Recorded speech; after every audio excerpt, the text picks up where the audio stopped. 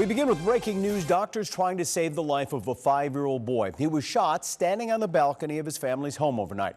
His father rushed to get help from the apartment on Richmond near Dunvale in Southwest Houston. And our reporter Courtney Fisher is live there with more on what happened. Courtney?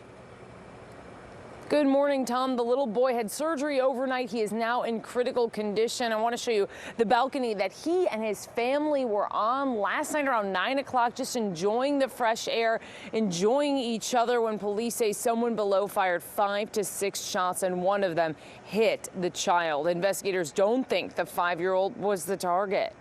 Apparently a 5-year-old was struck from one of the stray bullets.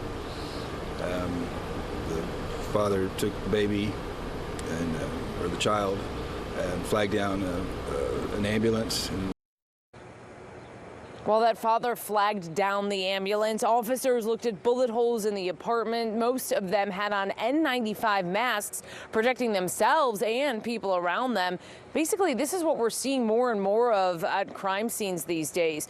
No description of the shooter, no description of the car that person was in. Someone told police a driver sped off out of the complex.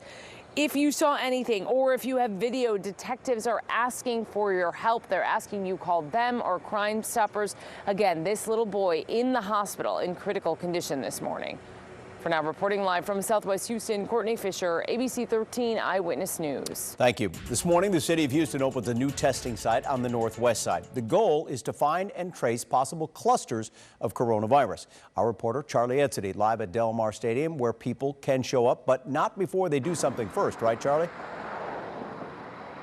Yeah, that's right, Tom. People must be pre-screened before they can come out here to this testing site at Del Mar Stadium. And if you look off in the parking lot behind me, there are now preps underway. You see those large white tents. It's a very familiar scene that we've been seeing all across the city as more and more of these testing sites begin to pop up.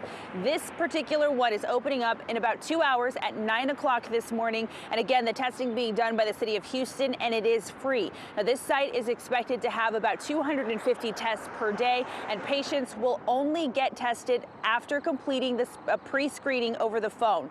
Now, those who qualify will be given directions to a testing site and also a unique code. That code is important, so be sure to hang on to it. That code will be what gets you inside this area where health professionals will administer the test. And this, again, all happening while patients are inside of their cars. Now, Mayor Sylvester Turner says it could be weeks before we hit the peak of cases here in the Houston area. And more testing will allow health officials to get a clearer picture of just how much the virus has spread in the area. Now, yesterday, the mayor confirmed 68 more people did test positive, bringing the total of confirmed cases in the city of Houston to 377. We fully expect that number to continue to go up, and we fully expect, and we know that there are more cases out there. But the more people we're able to test, that means that we can also trace and then isolate where possible to prevent the spreading of this disease.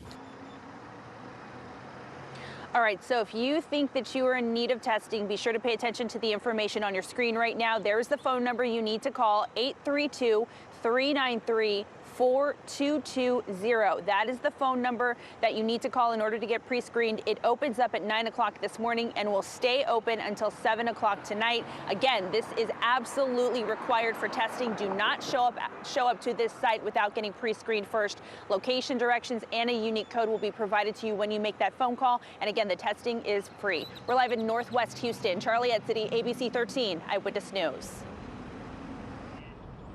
I'm Jeff Ealing in downtown Houston, where all Texans are facing another month of staying at home and social distancing. Governor Greg Abbott not calling this a stay-at-home order, but let's be clear about this. He wants you to stay at home. The executive order he signed extends what we have already been doing all the way until the end of April. Also, schools will stay closed until May 4th. Governor Greg Abbott saying we must limit ourselves to essential business only in order to stop the spread of coronavirus. Now, essential business includes things like going to work, the grocery store, bank, and gas stations, but keep practicing that social distancing. Stay 6 feet away from each other, and also keep washing your hands. Texans are expected to limit personal interactions that can lead to the spread of COVID-19, while also still having the freedom to conduct daily activities such as going to a grocery store. Now, unfortunately, 41 Texans have died because of coronavirus, but the governor says there is at least some good news in all the numbers. He says that only about 2% of the state's hospital beds dedicated to coronavirus patients are being occupied. 98% of the beds are still available for those who might get sick from COVID-19. Reporting live, Jeff Feeling, ABC 13 Eyewitness News.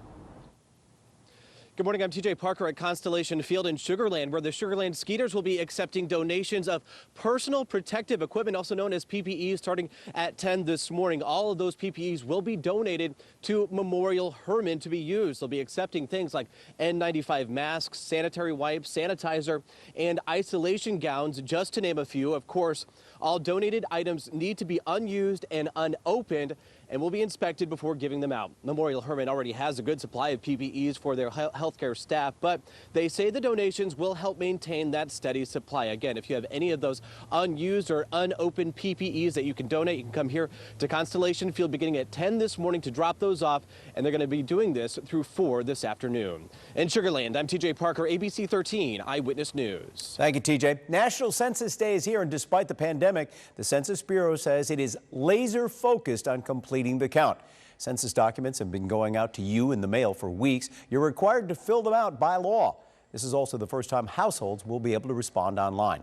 Census data is used to determine congressional districts and how much federal money is doled out to schools and infrastructure in those districts.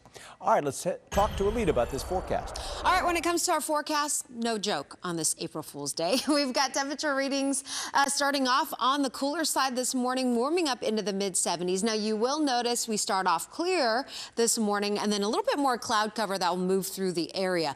Looking for highs somewhere in the mid to upper 70s, maybe even a few spots in the 80s, but most areas will be into the 70s. We've got high pressure keeping us nice and dry today, but then we're going to start to transition into more clouds, increasing the humidity as that ridge breaks down, pushes eastward. A warm front lifting is going to trigger a few showers and maybe even an isolated rumble of thunder beginning tomorrow. And then that cold front that begins to dive down from the Four Corners region will be our next chance for seeing some rain, at least for the first half of the weekend. So here is the disturbance, or that warm front lifting on Thursday. The rains will spread from west to east. Some of the heavier pockets of rain should stay to the north of the Houston area, but we could pick up a quick ½ an inch to an inch of rain. Now, over the next 7 days, our computer model is really not spitting out a whole lot of rain for our area, and we definitely need it. Majority of that rain should stay out toward the north and west side of town, between 2 to 3 inches possible there. So here is a look at that forecast. An active weather pattern for us beginning tomorrow through Saturday. The rain chances will be dropping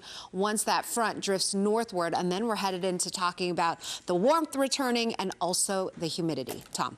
Thank you, Alita. And that's the news for now. We hope you'll join us on ABC13.com for updates all day long. Have a great Wednesday, everyone.